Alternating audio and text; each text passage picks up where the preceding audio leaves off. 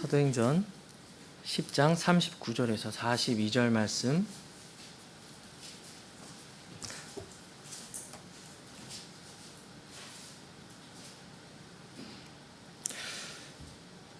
제가 읽겠고요. 마지막 구절만 합독해서 함께 읽도록 하겠습니다. 39절부터입니다. 우리는 그분께서 유대인들의 땅과 예루살렘에서 행하신 모든 일에 대한 증인이라.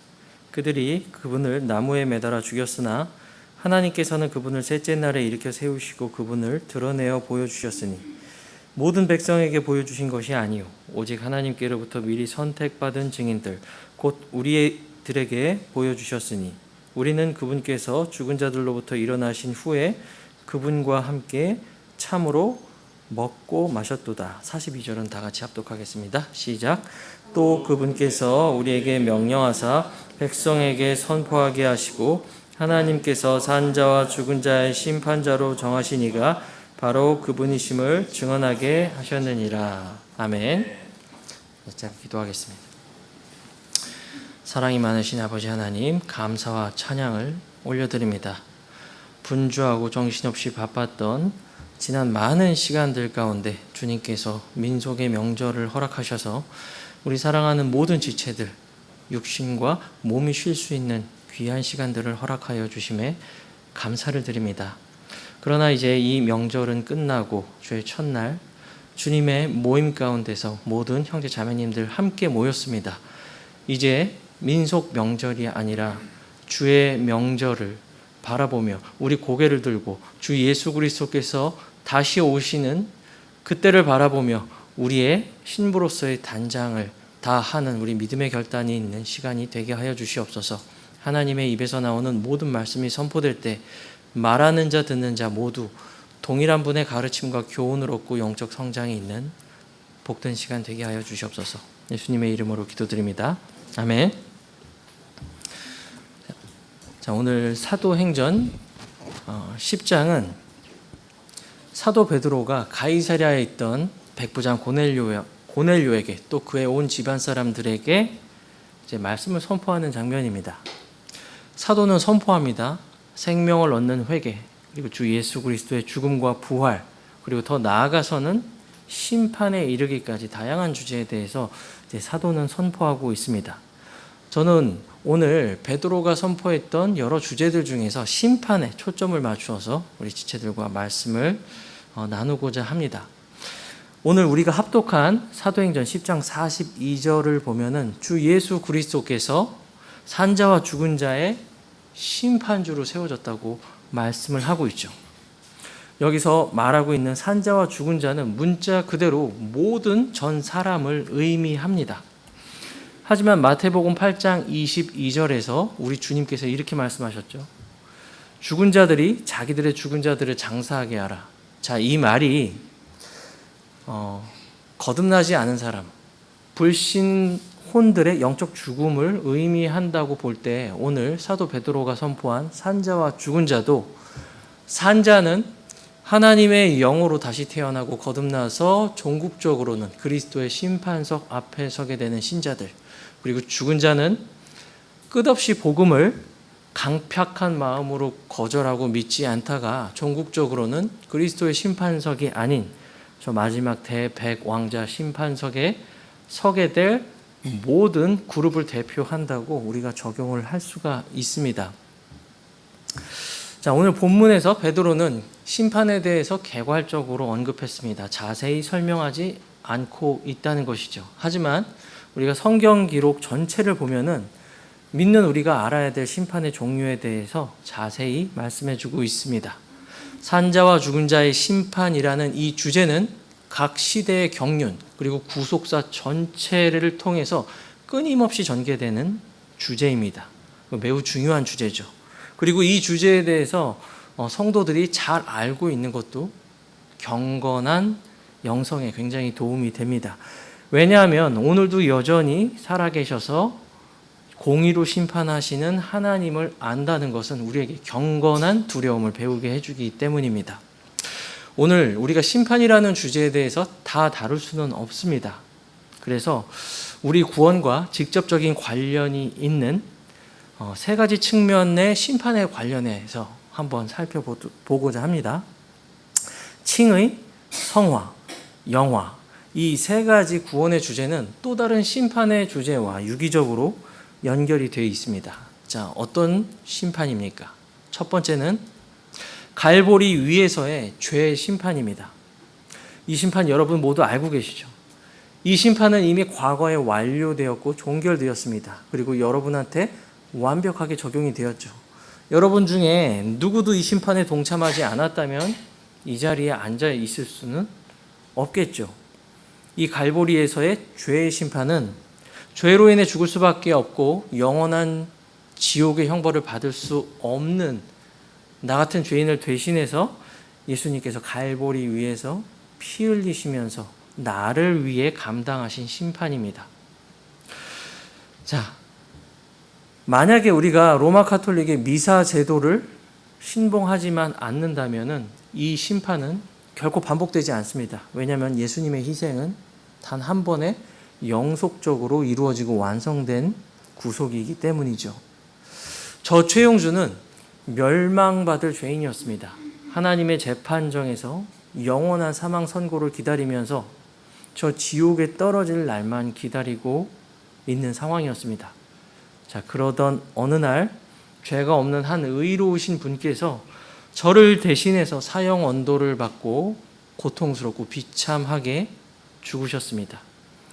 예수 그리스도께서 완전한 최용주가 되셔서 저의 죄를 위하여 죽으셨다는 것이죠. 세상 법정에서는 이러한 일들이 불가능합니다. 그렇죠? 내가 아무리 사랑하는 부모라도, 내가 아무리 사랑하는 자녀들이라도 내가 법정에서 그들을 대신해서 처벌을 받을 수가 없습니다. 왜냐하면 그것은 사람의 법으로는 불가능하기 때문이죠. 하지만 온 우주의 창조주이시고 전지전능하시며 유일한 입법자 되시는 우리 주 하나님께서 자기의 하나밖에 없는 독생자를 통해서 이러한 초법적인 적용을 가능하게 하셨습니다. 실제로 십자가 위에서 모든 물과 피를 쏟으시고 고통 가운데 죽으신 분은 우리가 아니죠. 예수님이십니다.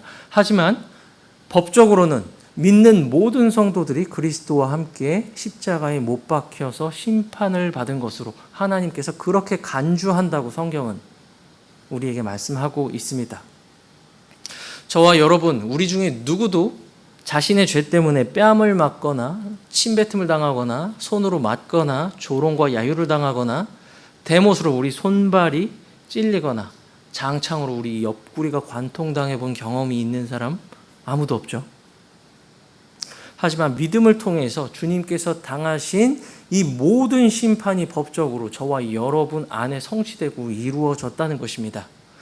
갈라디아서 2장 20절은 말씀합니다.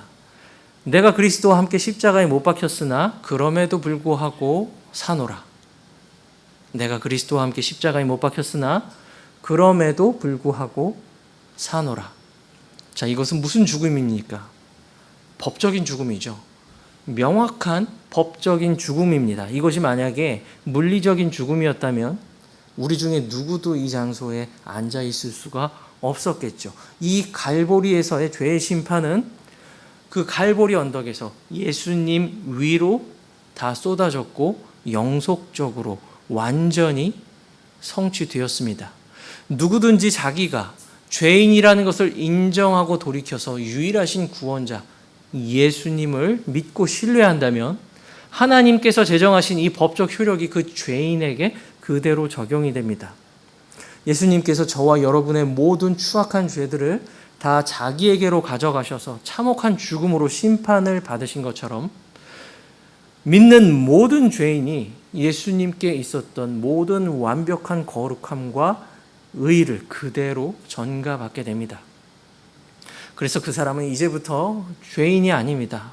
그리스도 안에서 신분적으로 완벽한 하나님의 자녀가 되는 것입니다. 골로새서 2장 10절은 이렇게 말씀합니다. 또 너희는 모든 정사와 권능의 머리이신 그분 안에서 완벽하니라 고 말씀하고 있습니다. 자, 그리고 이렇게 그리스도 안에서 획득한 우리의 하나님의 아들, 딸의 신분은 이렇게 완벽하죠. 영속적입니다. 취소할 수 없습니다. 그 어떤 피조물이라도, 높음이나 깊음이나 그 어떤 피조물이라도 그리스도 안에 있는 하나님의 사랑에서 우리를 끊어놓을 수 없다는 것입니다. 저는 첫 번째 심판에 대해서 말씀드렸는데요. 이 갈보리, 죄의 심판은 그리스도인으로서 우리의 영적 신분과 아주 밀접한 관련이 있습니다. 우리가 이것을 여러 가지 신학적 용어로 표현할 수 있지만, 칭의, 거듭남이라고 표현할 수 있지만, 심판의 측면에서 이것을 우리는 갈보리 위에서 죄의 심판이라고 정의를 내릴 수도 있습니다. 자, 이제 두 번째 심판에 대해서 말씀드리고자 합니다. 두 번째 심판은 하나님의 징계의 심판입니다. 하나님께서는 여전히 구원받았지만 그분의 뜻대로 살지 못하는 모든 자녀들을 여전히 심판합니다. 성경은 이 심판을 일컬어서 징계라고 부르고 있습니다. 그리고 이 징계의 심판은 제가 첫 번째로 언급드렸던 갈보리 죄의 심판을 전제로 합니다. 갈보리에서 받는 죄의 심판, 그리고 두 번째 하나님의 이 징계의 심판, 이 두 종류의 심판은 떨어질래야 떨어질 수가 없습니다. 만약에 이 둘을 분리할 수 있다면 구원론이 달라지는 것이죠.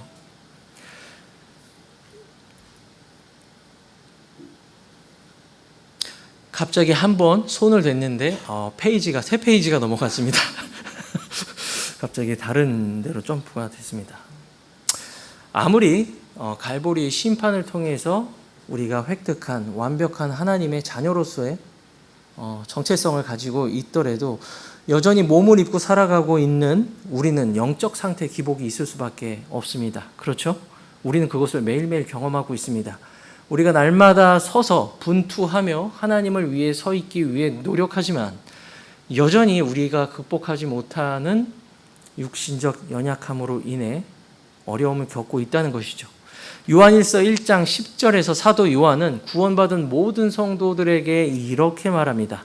만일 우리가 죄를 짓지 아니하였다고 말하면 우리가 그분을 거짓말쟁이로 만드는 것이다 라고 말하고 있습니다. 구원받은 자녀도 죄를 지을 수 있습니다. 하지만 이러한 전제가 우리가 죄를 지어도 된다라고 말하는 것은 절대 아니겠죠. 그것은 성경이 금하는 것입니다. 구원받은 신자가 반복적으로 또 고의적으로 지속적으로 하나님을 거절하고 그분을 대적하는 죄 안에 머물러 있을 때 하나님께서는 그에게 징계를 내리십니다. 대표적인 것이 고린도 교회 성도들이라고 볼 수 있습니다. 그들은 주님을 합당치 않게 섬겼습니다. 그리고 그 죄를 회개하지도 않았죠. 그래서 하나님께서 그들에게 징계를 내리셨습니다. 그들 중에 많은 자들이 몸이 아팠습니다. 그리고 심지어는 아나니아와 삽비라처럼 하나님께 영광이 되지 않는 음행을 비롯해서 이 세상에서 이방인도 짓지 않는 많은 죄들로 인해 스스로 성도라고 고백하는 자들이 이 땅에서 생명이 거두어지기도 했다는 것이죠. 자, 하나님께서 오늘도 여전히 심판하는 분이심을 기억하는 것은 우리가 하나님을 경외하고 공경하고 두려워하는데 매우 큰 유익을 줍니다. 그래서 우리가 이 심판이라는 주제에 대해서 우리 마음 가운데 잘 새겨놓고 기억하고 묵상해야 될 필요가 있다는 것이죠. 자, 고린도전서 11장은 한번 같이 펴서 봤으면 좋겠습니다.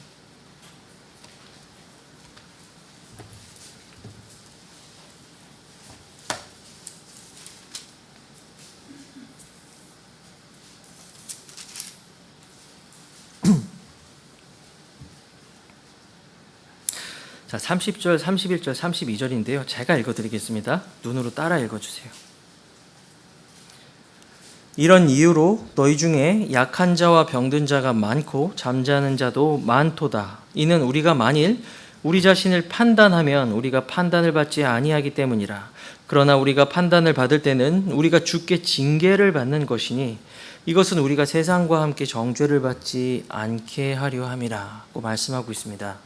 고린도전서 11장의 이 세 구절을 읽을 때 우리는 하나님의 징계를 피하고 또 더 적극적으로는 하나님과 친밀한 관계를 유지할 수 있는 한 가지 지침을 발견하게 됩니다. 그것이 무엇입니까? 첫 번째는 우리 자신을 판단해야 된다는 것입니다.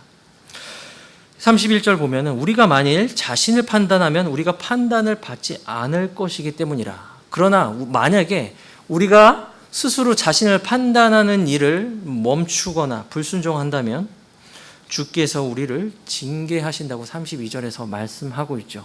여기서 판단하다에 해당하는 영어 단어는 judge입니다. 오늘 우리가 읽은 본문 사도행전 10장 42절에서 심판하다로 번역된 단어도 judge, 같은 단어입니다. 만약 우리가 남이 아니라 내 스스로를 스스로 판단하고 심판하지 않으면은 주님께서 우리를 징계하신다는 말이죠. 자, 그렇다면 어떻게 우리가 우리 자신을 판단할 수가 있습니까? 요한일서 1장 9절은 이렇게 말합니다. 만일 우리가 우리의 죄들을 자백하면 신실하신 분께서 우리의 죄들을 용서하시고 모든 불의로부터 깨끗게 해주신다고 말씀을 하고 있습니다. 날마다 그리스도인인 자녀들인 우리의 삶 가운데서 죄들의 자백을 통한 돌이킴이 계속 이루어지는 것이 바로 우리 자신 스스로를 판단하는 것입니다. 영원한 생명이 있는 그리스도인, 성령님이 그 안에 내주하고 있는 생명이 있는 그리스도인은 죄를 지을 수는 있겠지만 그 죄가 즐겁지는 않겠죠. 그 죄가 불편합니다. 그 죄로 인해서 하나님과 하나님이 주시는 평안으로부터 멀어지는 것이 고통스럽고 매우 두렵습니다. 그래서 생명이 있는 그리스도인은 결국 요한일서 1장 9절에서 말씀하는 것처럼 죄를 자백할 수밖에 없다는 것이죠. 그는 약속의 말씀에 근거해서 하늘의 대제사장 예수 그리스도 앞에 나가서 자신의 모든 죄들을 인정하고 자백합니다. 그리고 그가 자백한 모든 죄들은 영속하시는 그리스도의 보혈에 근거해서 용서를 받습니다. 자, 제가 여러분에게 드리고 싶은 말씀은 이러한 자백은 그냥 영혼 없는 마법의 주문처럼 그저 읊조리는 주문이 아니죠. 내가 하나님을 향해 거슬러 죄를 지었다는 그러한 내 마음의 인식, 그리고 그로 인한 두려움과 슬픔, 그리고 다시 돌이킴이 전제된 자백이라는 것입니다. 이것이 언제나 일관적으로 그대로 산수 덧셈뺄셈처럼 이루어지는 것은 아니지만 생명이 있는 신자 안에 항상 이러한 경향성이 있다는 것입니다. 만약에 죄의 자백 따로 돌이킴이 따로 이렇게 분리된다면 그리스도인의 많은 간증이 허물어질 것입니다. 역사적으로 그런 구원론이 가르쳐진 적이 없다는 것이죠. 여러분의 삶을 한번 살펴보시기 바랍니다. 자, 갈보리의 죄의 심판으로 여러분은 완벽한 하나님의 자녀의 신분을 얻었습니다. 그것은 취소되지 않음이 분명합니다. 자, 그런데 그 다음이 중요합니다. 이제 그 신분에 걸맞는 자녀로서의 삶을 살아가는 데 있어서 날마다 자신을 판단하는 데 게으르거나 이러한 일들이 점점 없어진다면 어떻게 되는 것이죠? 이제 하나님과의 교제가 점점 상실되어져 가기 시작하죠. 그리고 우리의 삶은 육신적인 방향으로 기울어져 갑니다. 그리고 우리가 가지고 있는 양심과 죄에 대한 감각은 점점 무뎌지겠죠. 우리가 구원받았지만 하나님께 영광 돌리지 못하는 모습으로 살아갈 수밖에 없다는 것입니다. 자, 이것이 바로 이때 등장하는 것이 제가 아까 말씀드렸던 두 번째 심판입니다. 바로 하나님의 징계의 심판입니다. 우리가 구원의 증거에 대한 여러 가지 증거들이 있지만 우리가 이렇게 하나님의 기쁨이 되지 못하게 삶을 살아갈 때 등장하는 것이, 자녀들에게 등장하는 것이 바로 징계입니다. 이 징계는 하나님의 자녀들을 멸망시키려는 것이 아니라 이 징계를 통해서 올바로 그들을 바로잡고 열매 맺기 위해서입니다. 제가 히브리서 12장 10절을 제가 읽어드리겠습니다. 11절. 이제 어떤 징계도 그 당시에는 기쁘게 보이지 아니하고 슬퍼 보이나 그럼에도 불구하고 이후에 그것으로 말미암아 단련된 자들에게 그것이 의의 화평의 열매를 맺느니라고 말씀하고 있죠. 하나님께서 구원받은 자녀들에게 징계를 내리시고 심판하실 때는 그들이 올바른 길로 돌아와서 다시 열매 맺는 자로 세워지기 위함이라고 말씀하고 있죠. 그래서 우리는 우리 삶을 면밀히 살펴보고 타성에 젖은 신앙생활에서 벗어나서 우리가 지난주 한 주간도 긴 연휴를 겪으면서 우리 육신이 얼마나 연약한지 저는 개인적으로 많이 느꼈거든요. 그렇기 때문에 우리 자신 스스로를 판단하고 또 죄로부터 돌이키고 하나님과 교제를 계속 유지하는 이 일들에 있어서 우리가 다시 한번 마음을 잡고 전심을 다해야 된다는 것을 제가 이게 말씀을 드리고 싶습니다. 이러한 끊임없는 과정을 통해서 성도가 배우는 것이 있습니다. 이것은 내가 아무리 시간이 지나고 아무리 성경을 많이 알고 내가 아무리 기도를 많이 해도 여전히 내가 주님 품 안에 안길 때까지는 연약하고 주님의 은혜가 날마다 필요한 존재구나 라는 생각으로 겸손함으로 하나님만 더 신뢰하게 되는 것이죠. 우리는 이러한 과정을 총체적으로 일컬어서 성화라고 부르고 있습니다. 이 성화는 제가 다시 한번 말씀드리지만 우리의 신분적 획득, 칭의, 그리고 갈보리 위에서 이루어진 죄 심판과 분리할 수 없게 하나로 이루어져 있다는 것이죠. 자, 이 모든 것이 정말 슬프고 힘들고 때로 포기하고 싶기도 합니다. 이것이 아니더라도 우리는 밖에서 너무나도 치이고 바쁘고 정말 정글 같은 세상 속에서 분주하게 살아가야만 하는 책임 있는 사람들입니다. 자, 그럼에도 불구하고 하나님께서 우리에게 주신 성경의 기준을 하향 평준화시킬 수는 없죠. 우리가 주님 품 안에 안길 때까지 우리는 영적으로 성장하고 하나님의 말씀을 듣고 공부하고 존중하고 그분 앞에서 우리가 열매 맺는 자들이 되어야 할 것입니다. 이런 끊임없이 반복되는 분투에는 끝이 있습니다, 여러분. 영원한 것이 아닙니다. 기복이 많고 언제나 변동이 심한 이제는 끝내고 싶은 이 싸움의 끝이 있습니다. 그것은 바로 복된 소망, 바로 우리 주 예수 그리스도께서 공중에 강림하실 때 우리 몸이 순식간에 홀연히 변화되어 그분의 부활의 몸과 같이 되는 것, 바로 그것이 우리의 복된 소망이죠.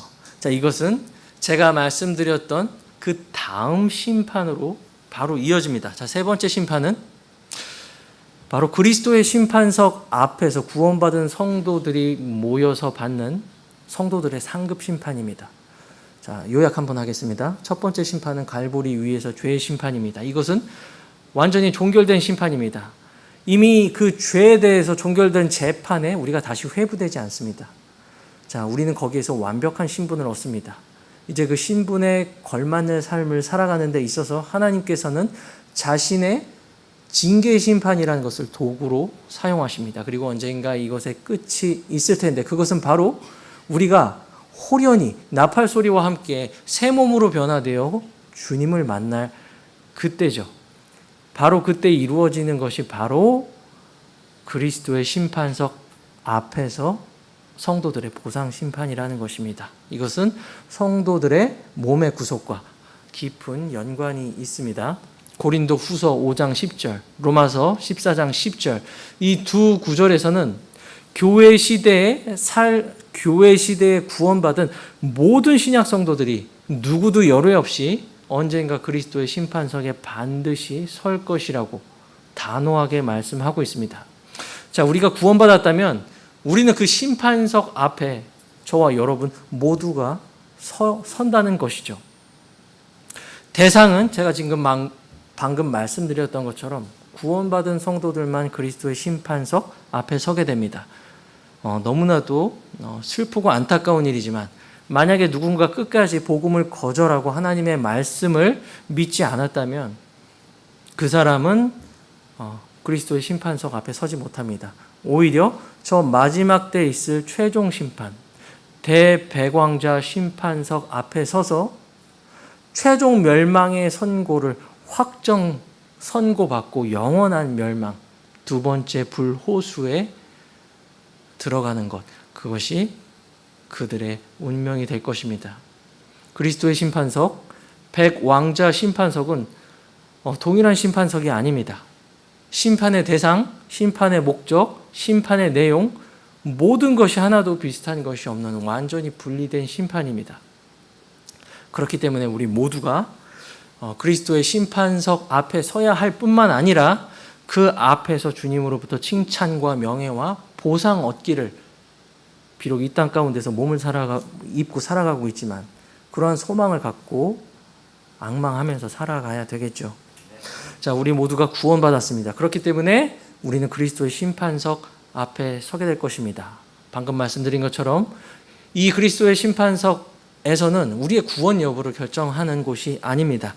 우리가 갈보리의 죄의 심판을 거쳐서 하나님의 자녀가 된 그 이후에 우리가 몸을 입고 살아가면서 내 몸 안에서 이루어진 모든 것들을 주님 앞에 낱낱이 평가받는 심판입니다. 우린 구원받은 이후에 주님을 섬깁니다. 그렇죠? 그리고 그리스도인으로서 이 삶을 살아가죠. 우리의 그런 모든 사역, 헌신, 마음의 동기까지 불로 시험 받듯이 우리는 다 그곳에서 그리스도께 판단받을 것입니다. 그날은 숨길 것이 없습니다. 우리 마음속에 은밀한 동기까지 누구도 알지 못했을 거라고 생각하고 있었던 내 마음속 커튼 안에 있던 것들이 모두 낱낱이 명명백백하게 드러날 것입니다. 우리가 아무리 열심히 섬기고 아무리 화려하게 섬기고 아무리 전문적으로 무언가 어떻게 했다고 할지라도 우리 마음의 동기가 올바르지 못하면 그것은 불을 통과하면서 잿더미가 될 것이죠.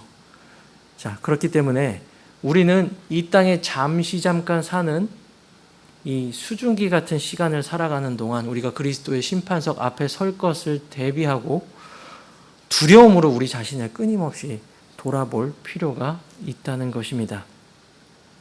그리고 마지막은 제가 방금 언급했던 대백왕자 심판입니다. 오늘 사도행전 10장 42절이 말씀하고 있는 것처럼 주 예수 그리스도께서는 모든 산자와 죽은 자를 심판하실 것입니다. 요한복음 5장 22절은 심판자 되시는 하나님께서 그 모든 심판을 아들에게 맡기셨다고 말씀하고 있죠.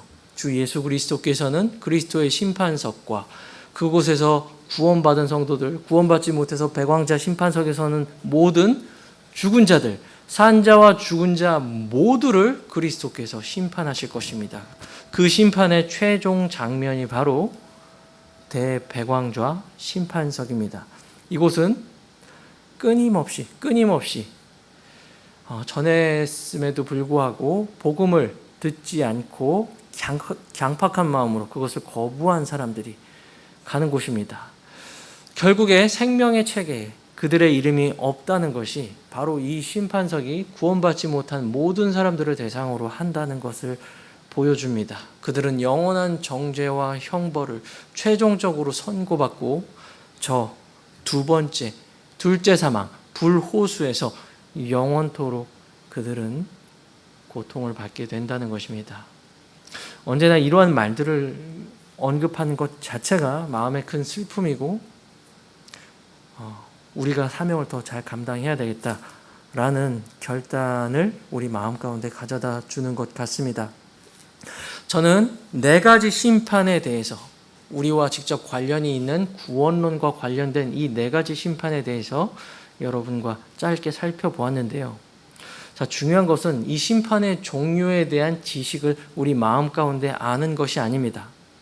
성경 기록은 이 심판의 종류들뿐만 아니라 이러한 심판을 가볍고 경홀히 여겨서 무시했던 사람들의 최종 결말들도 얘기해 주고 있습니다. 우리가 이 심판의 종류에 대해서 알았다면 이 심판을 어떻게 대해야 될지에 대해서도 성경이 우리에게 교훈으로 주고 있다는 것이죠. 로마서 15장 4절은 이렇게 말씀합니다. 전에 기록된 것들은 무엇이든지 우리의 배움을 위해 기록되었다고 말씀하고 있습니다. 그렇다면 심판을 조롱하고 심판을 경홀히 여긴 사람들인 누가 있을까요? 우리 주님께서는 제자들에게 인자의 날들, 마지막 날들은 노아의 날들과 같고 롯의 날들과 같다고 말씀을 하셨습니다.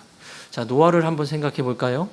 노아는 적어도 이제 신학자들마다 시간은 다르지만 적어도 120년 정도 방주를 지으면서 많은 사람들에게 이제 전 지구적인 홍수가 들이닥쳐서 지면에 숨을 쉬는 모든 것들을 다 쓸어갈 것이다 라고 사람들에게 증거했습니다. 하지만 사람들이 120년 동안 한 일이란 누가복음 17장 26절을 보면 먹고 마시고 장가가고 시집가고 세상 일에만 골몰하면서 살아갑니다. 언제까지요? 홍수가 나서 그들을 다 지면에서 쓸어버릴 때까지. 심판에 대한 경고는 단 한 번도 무겁게 여기지 않고 육신적인 모든 일에만 그들의 관심과 열심을 쏟았다는 것입니다. 노아의 날들 뿐만 아니라 롯의 날들도 마찬가지입니다. 자, 롯도 장차 다가올 이 소돔과 고모라의 최종 멸망에 대해서 자기 사위들에게 긴급한 마음으로 경고했죠. 하지만 사위들의 반응은 어땠습니까? 사위들은 자기 장인이 하는 말을 농담하는 말 정도로밖에 여기지 않았습니다. 창세기 19장 14절을 보면 이렇게 말합니다. 그러나 그가 자기 사위들에게 조롱하는 자로 보였더라 라고 이렇게 말하고 있습니다. 자, 얼마나 이게 비극적인 말입니까? 한 반만 더 롯의 경고를 진지하게 한번 받아들였더라면 그 다음날 아침 적어도 2명의 생존자는 더 있을 것입니다. 하지만 그들은 그렇게 하지 않았죠. 이튿날 하늘에서 불과 유황이 쏟아지고 그곳에 있던 모든 사람들은 롯과 두 딸을 제외하고는 모두 목숨을 잃고 완전히 멸망했습니다. 자, 누군가는 이렇게 말할 수 있습니다. 자, 그것은 구원받은 성도들에게 해당하지 않는 것 아닙니까? 그렇지 않습니다. 무엇이든 하나님의 경고를 소홀히 하고 만홀히 여기는 자에게 주시는 하나님의 경고로 우리가 영적인 적용을 해야만 한다는 것이죠. 우리는 그리스도의 심판석이라는 주제를 들을 때 하나님의 대백왕자 심판이라는 그 주제에 대해서 들을 때 우리는 무거운 마음을 가져야 합니다. 우리는 그 앞에 서기 합당한 성도들인가? 내가 주님 앞에 기쁘게 드릴 열매들이 있는가? 나는 교회 역사상 수없이 영적으로 뛰어난 성도들 앞에서 자신 있게 주님 앞에서 심판받을 수 있을 것인가?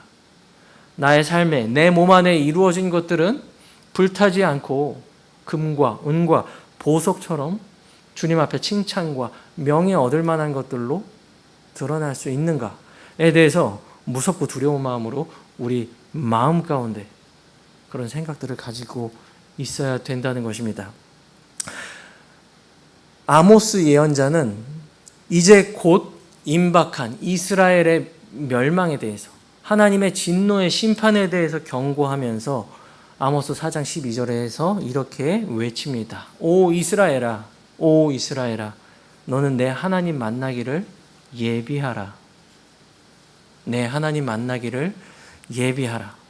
자, 이제 이것을 우리에게 적용을 해야 되겠죠. 첫 번째, 아까 우리가 살펴봤던 고린도전서 11장 말씀처럼 여러분 우리 삶 가운데 분주하고 바쁘고 육신적으로 피곤하지만 우리가 구원받은 백성, 갈보리의 심판을 통과한 백성이라면 반드시 우리의 시간을 따로 구별해서 끊임없이 여러분 스스로 자신을 저지, 판단하고 심판하는 시간들이 필요하다는 것입니다. 그럼으로써 어떻게 하죠? 하나님의 징계를 피하십시오. 이것은 소극적인 측면입니다. 적극적으로는 우리는 하나님께 벌받지 않기 위해 살아가는 존재들이 아닙니다. 그렇죠? 하나님의 자녀들은 그냥 징계를 피하기 위해서 그냥 전전긍긍하면서 살아가는 존재들이 아니라는 것입니다. 적극적인 측면에서 우리는 하나님과 화평을 누리고 하나님과 더욱더 풍성하고 친밀한 교제를 이어가도록 하나님께서 우리를 구원하셨고 우리를 이 땅에서 불러주셨다는 것입니다.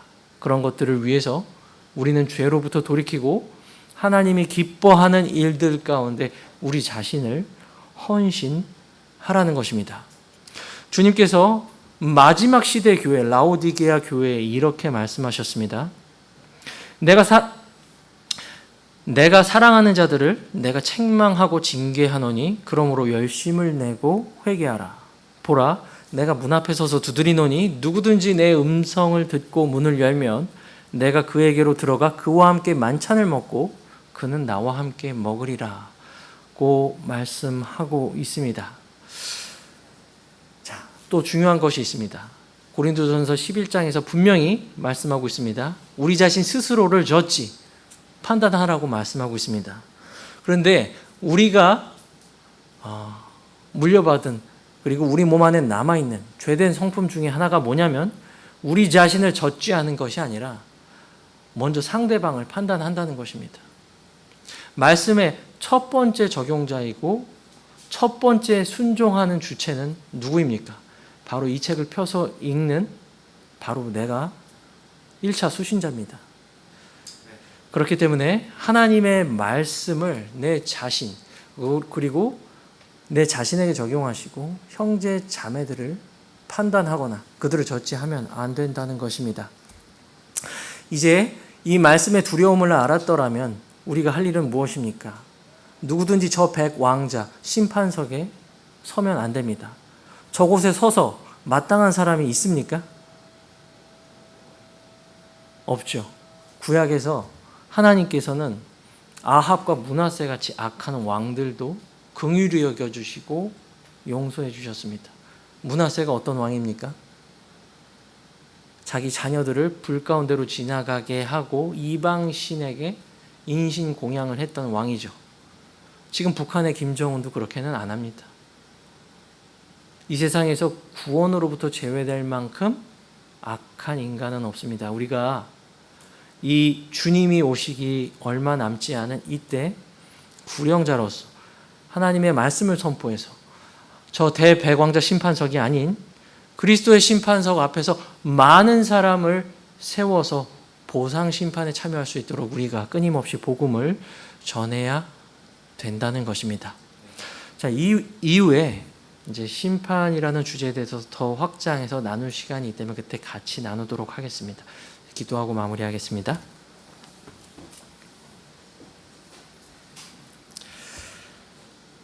살아계신 아버지 하나님, 감사와 찬양을 올려드립니다. 주님, 하나님의 심판이 하나님의 집으로부터 시작된다는 것을 보게 됩니다. 또한 우리가 구원의 여부를 가리지 않는 그리스도의 심판석 앞에 서게 되지만 우리가 구원을 받더라도 우리는 불에 의해 받는 것처럼 받게 될 것입니다. 우리가 이 땅 가운데 짧은 시간을 살아가는 때 우리가 주님을 위해 마음의 동기를 새롭게 하고 주님을 기쁘시게 하는 온전한 섬김을 드리는 그러한 서울제일 침례교회 모든 지체들이 되게 하여 주시옵소서. 한 사람 한 사람 심판에 대한 경건하고 온유한 두려움을 가지고 이 땅의 삶에서 열매 맺고 하나님을 기쁘게 해드리는 그러한 성도들로 다시 한번 온전히 드려지는 우리 사랑하는 형제 자매님들이 되게 하여 주시옵소서. 감사드리며 우리 주 예수님의 이름으로 기도드립니다. 아멘.